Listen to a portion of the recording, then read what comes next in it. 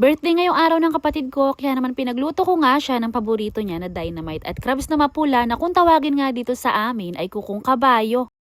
Ngayong araw na nga lang ulit ako nakaakyat dito sa taas ng bundok at pagkarating ko nga ay nagulat ako dahil magpapatayo na naman pala kami ng panibagong kubo. Mas malaki at mas malawak itong itatayo ngayon na panibagong kubo at i-update ko na lang kayo kapag kalalagyan na ng dingding at saka bubong. At dahil nga bihira na lang kami na pumunta dito, kaya naman ang ilalim ng puno ng mangga ay kainaman na ang kalat. Hindi na rin naman ako magugulat kung ang madadatnan ko ay ganito kasi paminsan-minsan na lang kami umakyat. At bago nga ako magsimula dyan sa pagluluto, nagwalis-walis na muna ako para naman masarap sa mata at hindi nakakarinding tingnan. Halos purong dahon nga lang dyan yung winawalis ko at kaya naman pala kumapali mga dahon na yan dahil noong nakaraan linggo ay grabe ang amihan kaya ang dami ding mga nalaglag na mga dahon. Pagkatapos kong magwalis, inasikaso ko na rin kaagad itong lulutuin ko na dynamite at eto nga ay para sa kapatid ko kasi nga birthday niya ngayong araw. Tinanggal ko nga rin ng maayos dyan yung mga buto para hindi masyadong maanghang at kasama din pala namin dito yung pamangkin ko para naman kako meron kaming kausap dito sa taas ng bundok. Pagkatapos kong magtadtad ng mga ricado at mag-slice ng cheese, nagsimula na rin kaagad ako sa pagluluto at nagisa na nga ako dyan ng sibuyas, bawang at saka yung karne. Tinimplahan ko na nga rin siya dyan ng asin, paminta at saka kaunting pampalasa at mas kumapal na rin pala ngayon ang dahon ng mangga kaya naman mas malilom na dito sa ilalim. At nung naigisa ko na yung karne, nagsimula na rin kaagad ako dyan sa pagbalot at mamaya pala kapag naluto na to ay bababa rin kami kasi sa bahay kami magtatanghalian. Bukod rin pala dito sa lulutuin ko na dynamite, mamaya pagka uwi ko sa bahay ay meron pa akong lulutuin na crabs na kung tawagin nga dito sa amin ay kukong kabayo. Sa bahay talaga sana ako magluluto ng dynamite kaya lang dahil nga sa matagal na ako na hindi nakakaakit dito sa taas kaya sabi ko dito na lang ako magluluto. At syempre dahil ako yung nagluto, syempre ako yung unang titikim at hindi nga tikim dyan yung ginawa ko, talagang kain na kasi nakatatlong piraso ako. Pagkatapos din pala namin dyan magluto ay umuwi na rin kami kasi kapag ka naglambot to ay hindi na masarap kainin mamaya kaya umuwi na rin kami kaagad. At pagkarating naman namin sa bahay, nilinisan din kaagad namin itong mga binili namin kaninang umaga ng mga crabs at hindi ko talaga alam kung ano bang tawag dito. Basta ang sabi sa amin no nagtitinda ay kukong kabayo daw. Tuwang-tuwa nga kami lahat sa kulay ng crabs na to kasi kahit hindi pa man siya naluluto ay pulang-pula na. Ngayon pa lang din pala kami lahat makakatikim nito at para nga mas malasahan namin siya ng maayos mamaya kaya ang luto lang na gagawin ko dito ay ilalaga ko lang siya sa Sprite. Ang kulay niya kanina nung hilaw pa ay pulang-pula tapos ngayon naman na naluto na siya ay medyo nabawasan na yung kanyang pagkapula. Binuksan ko na nga rin kaagad dyan yung isa kahit na medyo mainit-init pa. Masasabi ko lang hindi siya sobrang mataba at hindi rin naman siya sobrang payat. Kanya-kanyang kuha na nga kami dyan at ang sarap niya isawsaw sa suka lalo na yung aligi niya. Yun nga lang ang napansin namin sa crabs na to ay medyo mahirap siya na bitakin kasi hindi sapat yung sandok, kailangan talaga igulok. Ang pinakang malaman pala sa crabs na to ay yung kanyang sipit at yun nga yung pinag-aagawan namin. 27 years old na pala ang kapatid ko na babae at bukod nga dun sa niluto ko ay eto pa yung mga iba niya na handa. Merong manok at saka cake. See you lang for today's video. Thank you for watching!